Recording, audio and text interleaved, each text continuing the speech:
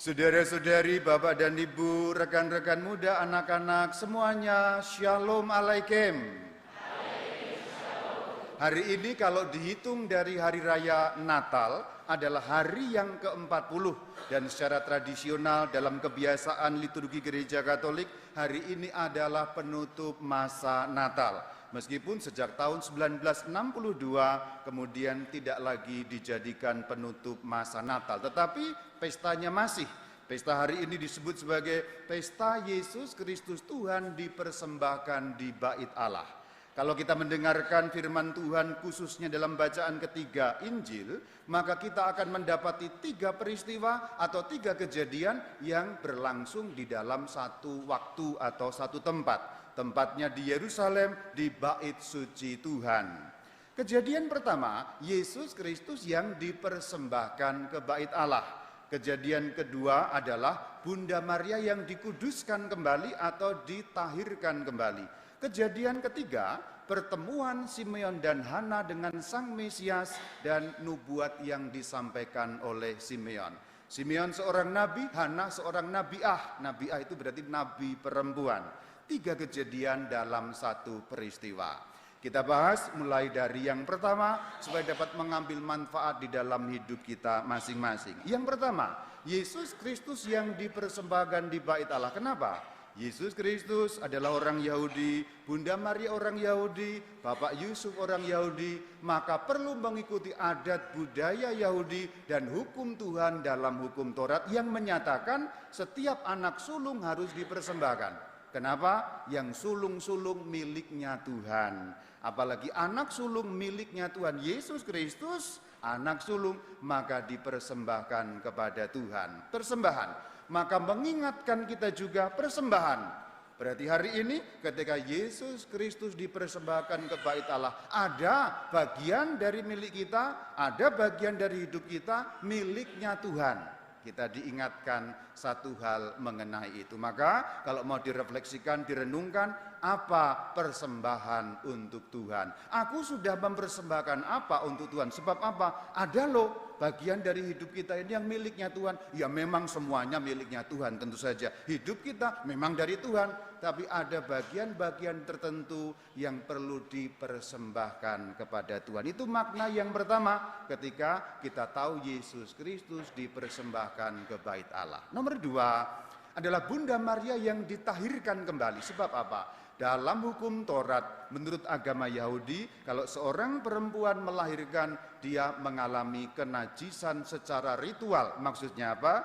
Tidak dapat mendekati tempat suci, tidak dapat mengikuti peribadatan suci, penahiran, pengudusan kembali, sehingga boleh dapat ambil bagian dalam peribadatan dan juga kehidupan sosial pada umumnya. Disucikan, ditahirkan, dikuduskan. Menurut kitab dalam Taurat, seorang perempuan 40 hari mengalami kenajisan, pada hari ke-40 dikuduskan kembali. Itulah perayaan yang kedua yang hari ini kita rayakan. Berarti mengingatkan kepada kita, saudara-saudariku, kita ini manusia ini kadang menjadi najis loh. Betul, betul. Karena apa? Karena mata melihat hal-hal yang buruk, karena telinga mendengar hal-hal yang buruk, karena mulut mengucapkan hal-hal yang buruk, karena hati membusuk dan lain sebagainya.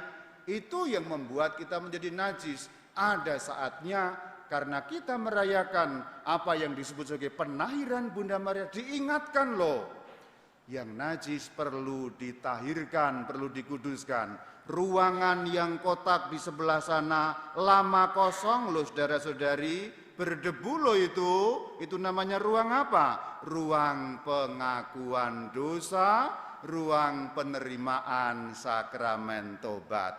Tapi barangkali memang umat Purwakarta suci-suci semua, barangkali ya, karena kok ruang itu kok banyak kosong ya, barangkali memang suci-suci semua. Tapi perayaan hari ini mengingatkan kita, Bunda Maria dalam agama Yahudi pun perlu penahiran. Mosok kamu lebih hebat dari Bunda Maria? Bahasa gampangnya gitu aja, bahasa gampangnya demikian. Kalau kamu merasa tidak lebih hebat dari Bunda Maria, cara menahirkan kembali kita sebagai orang Katolik adalah melalui pengakuan dosa, melalui sakramen tobat, melalui penerimaan kerahiman Allah. Sebab apa? Kita manusia banyak salah, banyak lemah. Bahkan hanya dari perbuatan yang kecil saja pun sudah banyak salah. Apalagi kalau mulut itu loh, sulit sekali ditahan ya, betul ya? Apa-apa dikomentarin, salah dikit dikomentarin. Jangankan kok sudah ngomong kalau mulut, kadang-kadang bahkan dengan mata. Lirikan matamu, nah itu. Lirikan matamu saja kadang-kadang sudah berbicara sesuatu yang buruk, sinis, merendahkan orang. Lihat orang, nah gitu, lirikan matanya itu kadang-kadang tuh nyindir orang loh, kadang-kadang loh ya. Bahkan dari sesuatu yang simpel dan sederhana pun kita ini banyak kenajisannya. Maka ruang di sana menunggu, apalagi tahun ini tahun jubileum, tahun kerahiman Allah. Jangan-jangan habis ini saya kedatangan banyak pasien di ruang pengakuan dosa. Tapi enggak apa-apa, berarti banyak orang ingin menahirkan dirinya. Itu pelajaran kedua dari firman hari ini. Yang nomor 3, nubuat Simeon yang menyatakan terang, yaitu Yesus Kristus sebagai terang bangsa-bangsa. Dalam bahasa Latinnya Lumen Gentium. Ini juga merupakan salah satu nama dari dokumen gerejawi yang dikeluarkan oleh Konsili Vatikan kedua, Lumen Gentium. Lumen, terang atau cahaya, Gentium, bangsa-bangsa.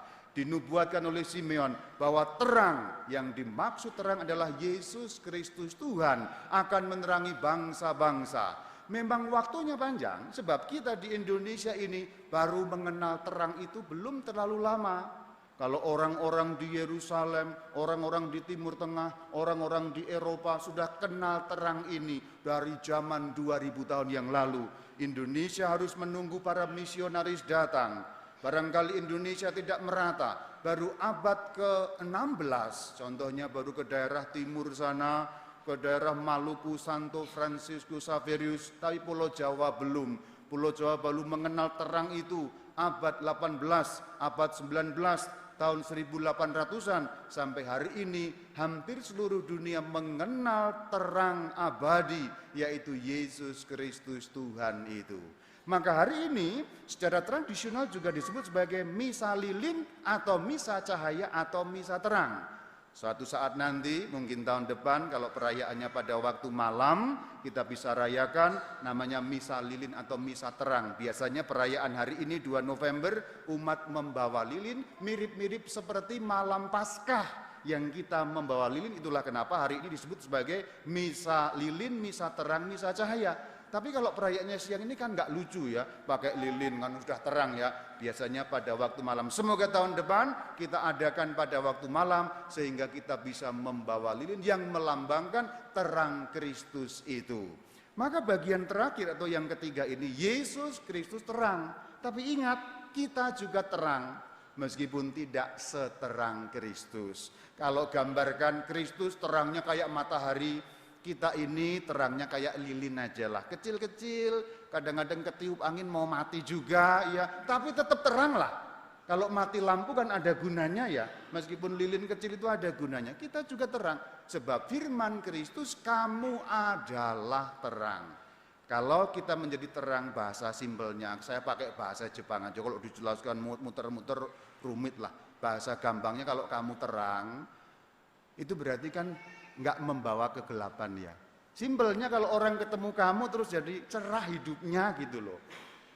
Itu gampangnya gitu. Kalau orang ketemu kamu itu cerah, orang banyak utang, sedih, surem, ketemu Rama Bayu, senang. Nah ini saya terang gitu. Meskipun wajah saya gelap hitam, tapi terang gitu, kira-kira begitulah. Bahasa gampangnya adalah Jepang jelas dan gampangnya. Kamu kalau terang itu kalau orang ketemu kamu tuh yang surem-surem jadi agak lumayan lah. Jangan sampai hidupmu membuat orang gelap kehidupannya, membuat orang suram kehidupannya. Lalu itu kembali ke nomor 1, itu menjadi persembahan. Kan gitu. Jadi 1, 2, 3 maknanya demikian, pesta Yesus Kristus dipersembahkan di bait Allah. Shalom alaikum.